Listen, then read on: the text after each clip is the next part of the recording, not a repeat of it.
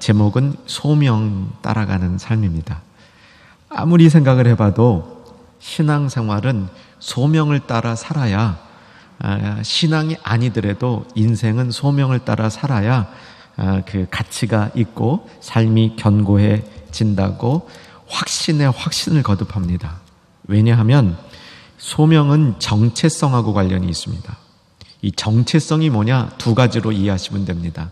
내가 누구이며 무엇을 하고 살라고 하나님이 보내셨는가. 그러니까 세상 사람들은 하나님이 없으니까 이 정체성이 마구 흔들릴 수 있는데, 우리 믿는 사람들은 하나님이 계시기 때문에 정체성이 흔들릴 수가 없는 겁니다. 세상 사람들은 내가 무엇하고 살아야 되는지 그 판단을 과연 해야 되느냐를 질문하게 되는데, 우리는 당연히 하나님이 부르셨으니까 부르심에 이유가 있다는 것을 알고 다만 무엇이냐만 찾으면 되는 거죠. 그러니까 내가 누구이고 무엇을 해야 되는가, 이것을 알아가는 게 정체성이며, 그 정체성의 근원에는 소명이 있다는 겁니다. 여러분, 또 정체성을 가지고 살면요, 삶의 일관성이 생깁니다.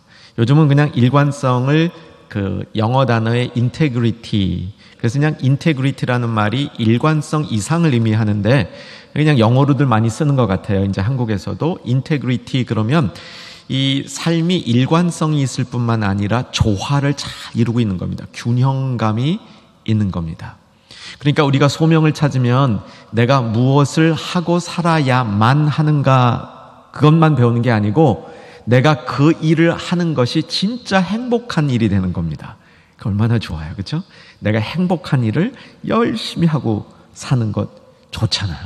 우리는 그렇지 않아도 열심히 사는 그 삶의 그 패턴에는 익숙해 있습니다. 그런데 그 일이 행복하지 않을 수도 있습니다. 그러니까 소명을 따라 산다는 것은 내가 행복한 일을 열심히 하고 살아가는데 하나님 보시기에도 잘 살았다, 그게 내가 원하는 거다, 이렇게 일치되는 삶이기 때문에 일관성, 인테그리티가 있는 겁니다.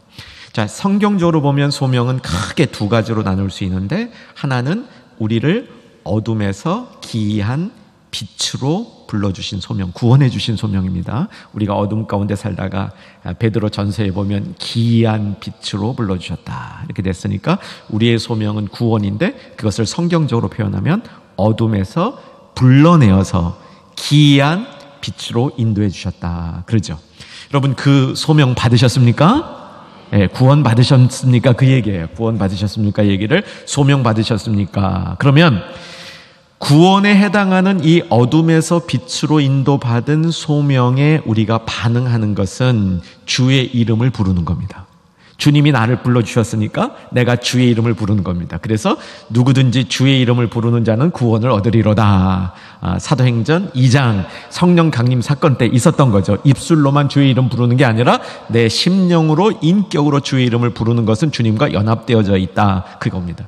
그래서 주님이 나를 불러주셨기 때문에 내가 할 일은 뭡니까? 주님을 부르는 겁니다. 그래서 주여 하고 기도할 때도 좀 힘차게 하시는 거고요, 예배 드릴 때 우리가 주님, 나의 하나님 부를 때 힘차게 부를 수 있는 겁니다.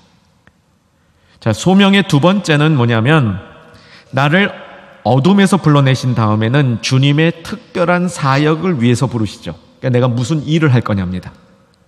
내가 무슨 일을 하도록 주님이 불러주셨는가, 주님의 특별한 사역을 위해서 불렀는데, 여기에 반응하게 되면 어떤 결과가 나타나냐면 다른 사람들이 주님을 부르는 일에 내가 도움이 됩니다.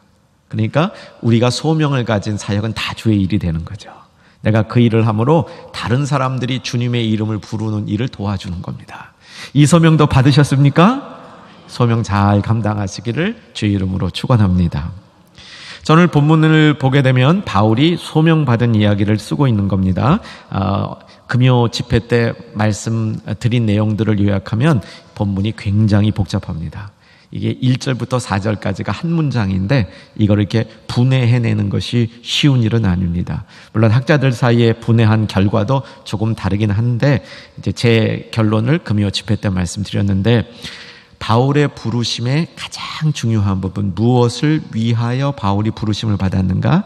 2절 앞에 나오는 영생의 소망이다. 기억나시죠? 금요 집회 오신 분들은 요거는 기억나야지, 요것도 안 나시는 분은 조금 문제가 있습니다. 요거 하나는 기억이 나야 됩니다. 제 성경에도 영생의 소망에 빨간 사인펜으로 동그라미가 쳐져 있습니다. 볼 때마다 저도 신이 나고 기억을 합니다. 바울의 부르심, 하나님이 바울을 왜 불렀는가 요약해보면 영생의 소망을 위해서 불렀다, 이렇게 정리해 볼 수 있습니다. 자, 영생의 소망이 그토록 중요한 이유가 뭔가 이제 찾아보는 겁니다. 왜 영생의 소망이 소명으로서 중요한가? 세 가지로 정리해보면 첫 번째는 소망이기 때문이죠.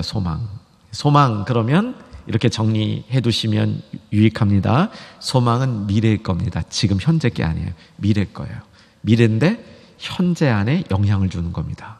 미래가 현재 영향을 주고 있습니다. 그러니까 조금 바꿔 얘기하면 미래가 현재 안으로 침투한 겁니다. 하나님 나라가 그렇습니다. 하나님 나라가 미래에 우리가 들어갈 천국인데 이미 내 안에 와 있거든요. 하나님 나라의 구조와 소망의 구조가 일치합니다. 미래가 내 안에 들어와 있으면 나는 그 미래를 바라보며 살 수 있고, 내 미래가 열려 있기 때문에 현재 어려워도 열려 있는 미래, 밝은 미래 때문에 현재를 잘 살 수 있는 겁니다. 쉽게 이해되셨습니까? 이게 소망입니다. 자, 그런데 영생의 소망이라는 건 뭐냐면 그 소망의 핵심이 영생이라는 거 아니에요. 그러니까 얼마나 좋아요. 영생이라는 영원한 삶인데 그 영원한 삶이 미래의 일인데 지금도 시작된 겁니다. 영생의 소망. 이게 사실 구원의 본질입니다. 우리가 받은 구원은 현재 받은 것이고 미래에 영향을 주는 것인데 사실 미래가 더 좋은 거죠. 그래서 그 미래를 내다보면서 현재를 어려운 일이 있어도, 힘든 일이 있어도, 낭만케 하는 일이 있어도 그것을 이기고 미래를 향하여 나아갈 수 있는 이 신앙, 그렇게 하려면 미래가 막연히 생각하기에 좋은 일이 있을 것이다 생각하는 낙관주의하고 다른 겁니다. 낙관주의는 미래가 막연히 좋은 일일 거라고 생각하는 거예요. 그것도 우리에게 희망을 줍니다. 그런데 성경이 얘기하는 소망과 다른 겁니다. 영생의 소망과 다른 겁니다. 영생의 소망은 낙관주의 어떻게 다르냐? 영생의 소망은 확실한 겁니다. 너무너무나 분명한 겁니다. 그게 올 게 100% 이상 확실한 겁니다. 그 영생의 소망을 두고 있는 사람들은 지금 이 땅을 살아가는 방식이 당연히 달라지게 되어 있는 것이죠. 그래서 영생의 소망이 왜 좋으냐? 첫째는 소망이기 때문에 좋은 것이다, 이렇게 이해하면 되겠습니다. 자, 오늘 본문을 더 읽어가면 영생의 소망에 대해서 설명하는데 2절을 보시겠습니다. 자, 2절 같이 읽겠습니다. 영생의 소망을 위함이라. 이 영생은 거짓이 없으신 하나님이 영원 전부터 약속하신 것인데, 요거예요. 자, 영생의 소망이 왜 좋은 거냐? 두 번째, 약속에 근거하는 겁니다. 약속에 근거한 것. 자, 우리는 이 언약을 붙들고 올해를 살아가고 이 언약을 다음 시대에 물려주기를 작정하고 신앙생활을 하고 있는데, 이제 언약이 무엇인지를 늘 우리가 기억을 해야 되죠. 언약은 하나님이 우리와 맺은 약속입니다. 그렇죠? 하나님이 우리와 맺은 약속의 특징이 뭐겠습니까? 하나님이 맺었으니까. 기억이 안 나시면 이렇게 하시고 한 번 더 찍으시고. 뭘 의미합니까? 확실하다 이거야. 확실하다. 하나님이 우리와 맺은 약속은 인간이 맺은 약속하고 비교해보면 어떻게 해요? 확실해요. 깨지지 않아요. 하나님의 약속은 정말 우리가 하나님의 약속을 깨려고 작정을 하고 하나님 앞에 반역을 하지 않는 한 깨지지 않아요. 우리가 계속 하나님을 붙들고 있는 한 하나님의 약속은 변개치 않습니다. 그래서 하나님의 약속에 근거한 영생의 소망이기 때문에 우리에게 가치가 있는 겁니다. 사랑하는 여러분, 하나님의 약속이 깨지지 않는다는 것을 분명히 아시고 우리가 다음 세대에 잘 전하는 중년의 온 가족 되기를 주 안에서 소망합니다. 거기에 흔들리면 안 되죠. 하나님의 약속은 깨지지 않는다. 그런데 하나님이 우리에게 세 가지 언약, 그러면 기억하실 것. 하나님이 우리를 보호해 주신다. 하나님이 우리를 위하여 공급해 주신다. 하나님이 우리에게 계획이 있으시다. 이것을 우리가 늘 붙들고 있는 겁니다. 안 깨지는 겁니다. 그 특징이 언약에 있는 거죠. 그래서 여기서 보니까 영원전부터 있었던 약속이다, 이렇게 설명을 합니다. 영원전부터 있었던 약속. 저는 이 부분을 이렇게 묵상을 하면서 받은 은혜가 있습니다. 받은 은혜가 뭐냐면 하나님이 우리에게 약속하셔서 주시는 것들은 시시한 게 아니라는 겁니다. 근데 우리가 그걸 좀 의식적으로 시시한 것이라고 생각하는 분은 많지 않은 것 같은데, 이게 그냥 우리의 그냥 습관 자체가 하나님의 약속이 뭐 이렇게 대단한 거다 이런 생각을 안 하는 경향들이 있습니다. 근데 하나님의 약속은 영원 전부터 있다 그랬잖아요. 그죠? 우린 이걸 이제 아주 오래전부터, 하나님의 약속은 영원 전부터, 세상을 창조하시기 전부터 이런 것들이 이제 자꾸 들어가지고 이게 우리에게 좀 이 감각적으로 너무 많은 내성이 생긴 것 같아요. 근데 하나님이 영원 전부터 준비하신 약속이라는 의미 속에는 그게 얼마나 소중한 거예요.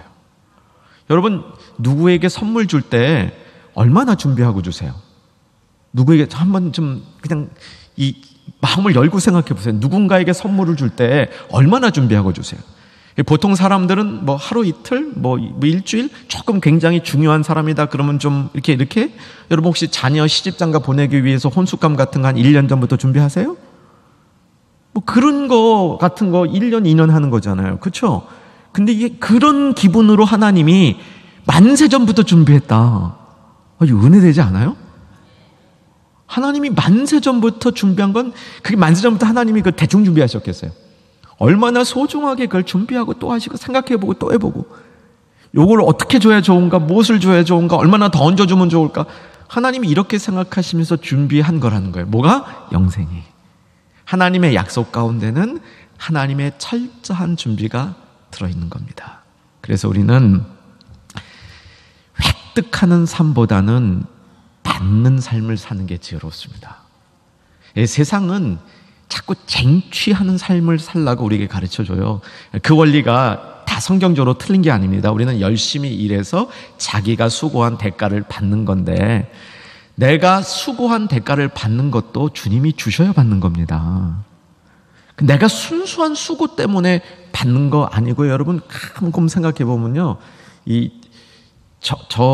제 경우도 제가 스스로 생각해 보면 하나님이 주셔서 받은 게 훨씬 많아요. 제가 노력한 것보다. 저도 나름대로 열심히 살려고 노력하는 사람 중에 하나라고 생각을 하는데, 내가 아무리 노력한 게 있어도요, 주님이 주신 게 더 많아요. 그 주님이 주신 게 더 좋아요. 그리고 사람이요, 자꾸 내가 노력해서 쟁취하는 삶을 사다 보면 거기서 사람이 조금만 벗어나면 남의 거 뺏으려고 그래요. 내가 남의 걸 뺏으려는 욕심 생겨요. 근데 하나님이 주신 것을 가지고 살겠다, 하나님이 주신 것 잘 받아 살겠다, 그러면 그 안에 우리가 주님 앞에 드리는 노력과 함께 더 성경적인 삶이 되는 줄로 믿으시기 바랍니다.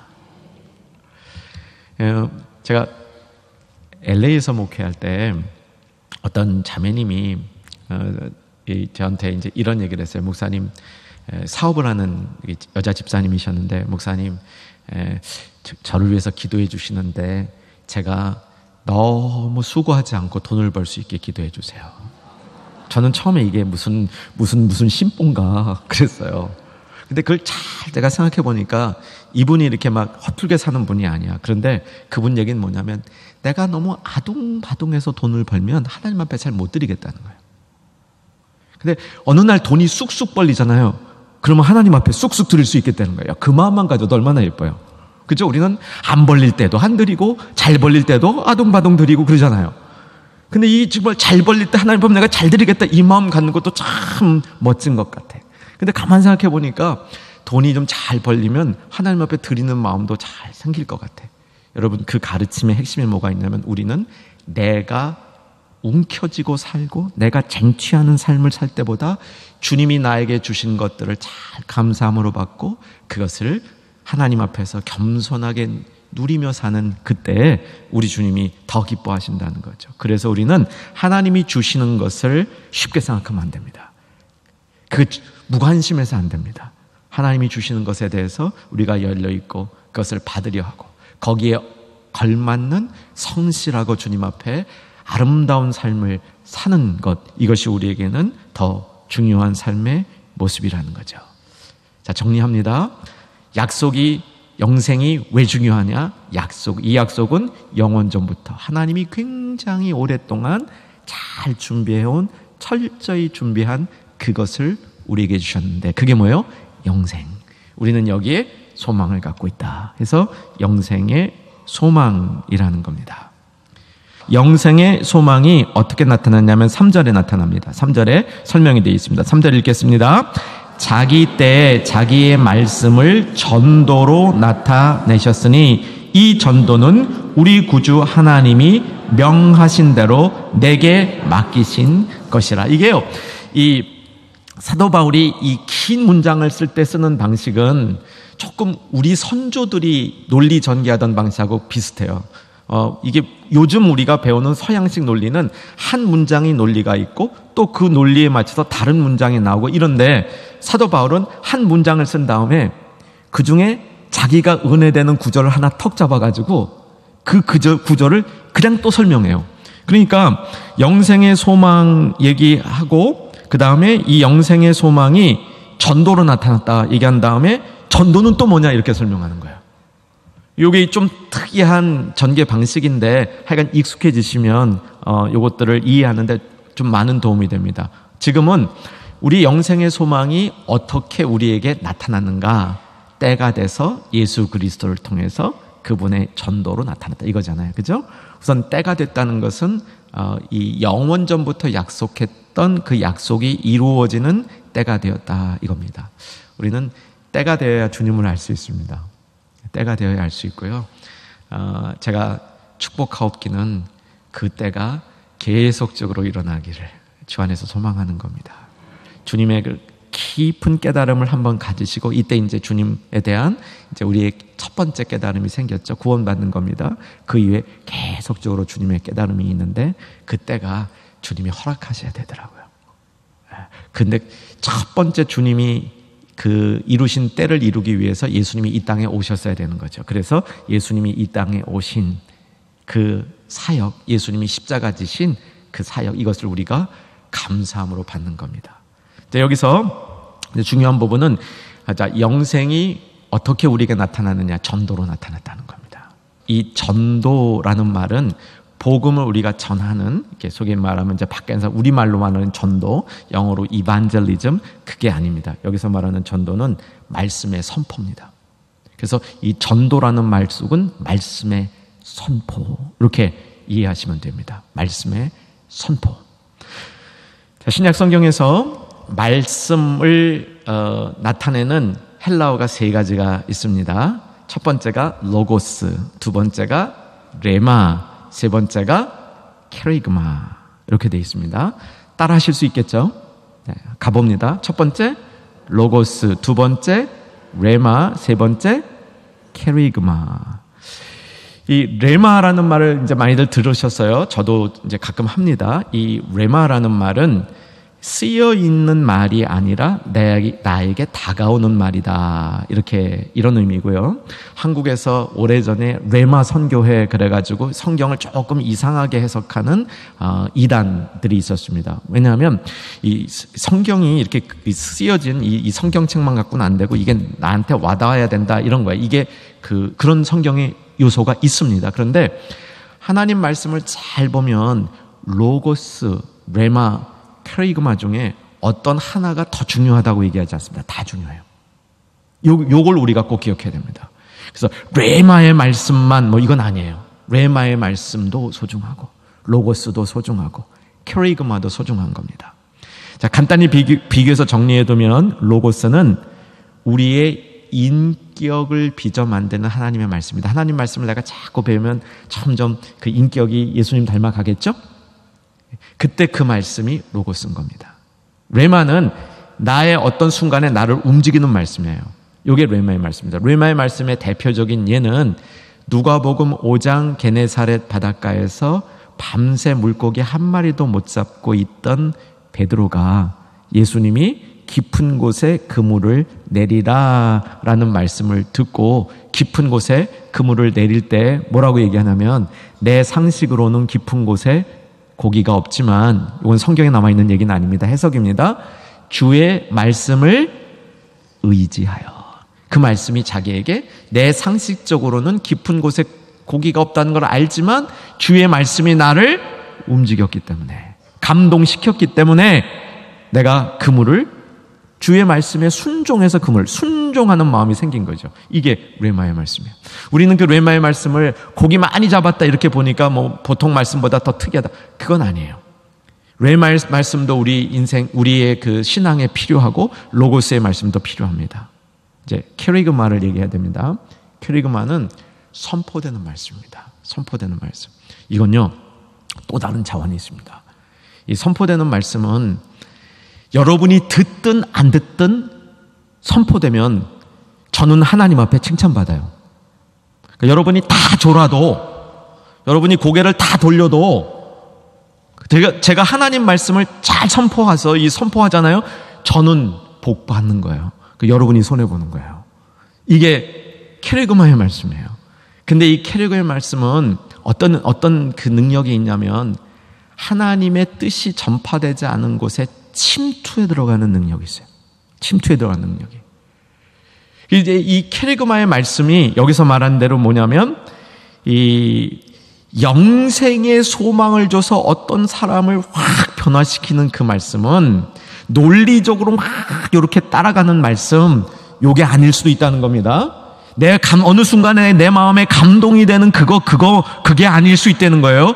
캐리그마의 말씀은 뭐냐면 침노하고 들어오듯이 그냥 사람에게 논리도 모르겠고 감정도 모르겠는데 그냥 그 말씀이 나를 압도해서 아, 하나님 살아계시구나 하고 고백하게 되는 거. 그런 류의 말씀이 캐리그마의 말씀이라는 겁니다. 자, 이걸 좀 더 설명을 하는 게 좋을 것 같습니다. 우리 마태복음을 보십시다. 마태복음 11장 12절 같이 한번 읽겠습니다. 세례 요한의 때부터 지금까지 천국은 침노를 당하나니 침노하는 자는 빼앗느니라. 침노하는 자는 빼앗느니라. 요거는 좀 어떻게 보면은 잘 이해가 안 되죠. 근데 이건 좀 이렇게 역설적으로 봐야 됩니다. 천국이 이 땅에 들어올 때 그 천국은 세상을 침노하듯이 들어온다는 거예요. 그러니까 천국을 우리가 소유하는 사람들은 천국을 우리가 막 침노해 들어가듯이 들어가야 된다는 거예요. 그러니까 방해가 있더라도 그걸 뚫고 나가는 거죠. 이게 캐리그마의 말씀입니다. 영생의 소망은 그런 캐리그마로 나한테 다가왔다는 겁니다. 자, 우리가 이것을 우리 삶에 좀 적용해 봤으면 좋겠습니다. 우리도 말씀을 선포하는 삶을 살 수 있기를 주 안에서 소망하십시다. 그럼 말씀을 선포하는 삶이라는 게 뭐냐? 내가 목사님 되는 겁니까? 그게 아니고요. 목사가 아닌 말씀 설교권이 없는 성도들이 어떻게 말씀을 선포하고 살아야 되는가? 몇 가지 방법이 있습니다. 첫째는 제일 중요한 건데 하나님을 인정하는 겁니다. 하나님을 인정하는 게 하나님을 선포하는 겁니다. 그렇죠? 세상은 하나님을 인정하지 않는데 내가 하나님을 인정해. 그것은 세상을 향한 하나님의 주권을 선포하는 겁니다. 여러분 축복합니다. 하나님을 인정하는 인생 되기를 주의 이름으로 축원합니다. 하나님을 인정하는 인생은 힘이 있습니다. 왜 힘이 있는 줄 아세요? 사무엘상 2장 30절에 보면 하나님을 인정하는 사람을 내가 인정하겠다 그래요. 그 표현은 나를 멸시하면 나도 멸시하겠다 그러는데 나를 인정하지 않은 자는 나도 널 인정하지 않겠다. 여러분 하나님도 인정받기 원하십니다. 우리도 인정받기를 원하죠? 예, 근데 우리 인정받기 원하는 건 조금 세속적이고요. 하나님 인정받기 원하는 건 지극히 마땅한 겁니다. 그래서요, 하나님도 인정받기를 원하신다. 우리가 인정받기를 원하는 이런 우리의 심정을 통해서 하나님의 심정만 알면 되는 거예요. 하나님은 인정받기 원하신다. 그 하나님을 하나님 되게 인정해드리는 게 하나님을 선포하는 겁니다. 두 번째, 하나님을 선포하는 인생은 인정하는 것하고 비슷한데 하나님을 높이는 겁니다. 인정하는 것하고 높이는 건 조금 달라요. 높이는 건요, 예배 장소라고 보시면 돼요. 예배 장소에서 마음껏 하나님을 인정하는 게 높이는 겁니다. 우리 만돌린 찬양대 하나님을 높이는 찬양대 되기를 주 이름으로 축원합니다. 우리 호산나 찬양대도 그렇게 되기를 소망합니다. 하나님을 높이는 게 하나님을 인정하는 겁니다. 또 한 가지는요, 현실 속에서 묵묵히 주의 뜻을 지키고 살아가는 것도 하나님을 인정하는 겁니다. 그것도 하나님을 선포하는 겁니다. 좀 더 강력한 때도 있습니다. 어떤 때냐면요, 사탄이 보고 두려워하지 말고 사단이 역사하는 걸 보고 물리치는 거. 사탄아 물러가라. 이것도 주님의 일과 말씀을 선포하는 행위가 됩니다. 그래서 우리는 우리의 삶 속에서 하나님을 선포하는 삶을 가지고 살아가야 된다. 이런 그 소명을 받은 사람의 모습이 되는 거죠. 이제 마지막으로 정리합니다. 소명은 하나님의 일을 이루어가는 일종의 이정표와 같습니다. 우리에게 소명이 있다면 그것은 영생의 소망, 이것을 바울은 소명으로 받았는데, 영생의 소망을 가지고 가는 사람들이 삶이 이렇게 따라가는 이정표들이 있는데, 그것도 오늘 본문에 나와 있습니다. 다시 본문으로 돌아와 보면 1절 보시면, 자, 1절 한번 읽겠습니다. 시작. 하나님의 종이요 예수 그리스도의 사도인 나 바울이 사도된 것은 하나님이 택하신 자들의 믿음과 경건함에 속한 진리의 지식과. 소명을 갖고 살아가는 사람은 영생의 소망을 가진 것인데, 이런 사람들이 삶에서 추구하고 쫓아가는 것이 믿음을 따라가고 진리의 지식을 따라간다는 겁니다. 이 진리의 지식만 정리해 봅니다. 우리가 소명을 가지고 살아갈 때요, 진리의 지식을 우리가 따라가게 됩니다. 그래서 소명을 받은 사랑하는 충현의 가족들, 진리의 지식이 날마다 충만해지기를 주 안에서 소원합니다. 이 진리의 지식은 하나님을 아는 지식이죠. 요한복음 17장 3절을 보게 되면 진리의 지식, 영생은 하나님을 아는 것이다. 영생은 지식과 관련되어 있다 설명을 합니다. 근데 그 지식이 진리의 지식이 돼야 되는 거죠. 진리의 지식. 그래서 오늘 여러분 축복하기는 진리의 지식으로 계속 진리의 지식을 따라가면서 소명이 이루어지는 거죠. 내가 소명을 받은 사람은, 영생의 소망이 있는 사람은 계속 진리의 지식을 따라 살아가는 겁니다. 아주 구체적이에요. 하나님은 우리에게 소명을 주실 때 아주 구체적으로 진리의 지식 속에 계속 우리가 그것을 따라가는, 그 길을 계속 따라갈 수 있게 인도해 주시는 겁니다. 제가 이 목회서신 강의하면서 바른 교훈이란 말을 참 많이 하죠. 이 바른 교훈이 진리의 지식하고 같은 말입니다. 진리의 지식을 쭉 따라가는데, 여기서 진리의 지식은 우리를 내적으로 진실된 사람을 만듭니다. 할렐루야. 그래서 진리의 지식을 따라가면 진실된 사람이 되고요, 외적으로 이 사람이 진정한 사람이다, 하나님의 사람이라는 것을 드러내는 표지가 됩니다. 참 중요한 거예요. 이렇게 성경이 그 의미로 진리라는 말을 쓰고 있는 겁니다. 목회서신 안에서.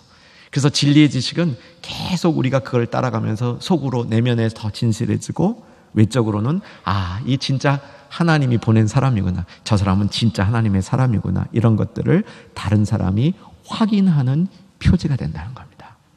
자, 여러분 소명 따라 사시기를 다시 한번 소망하십시다. 그 소명 속에 영생 위하여 살아가면서, 영생 위하여 살아가는 우리의 길이 진리의 지식을 따라가는 복된 길 되기를 주의 이름으로 축원합니다.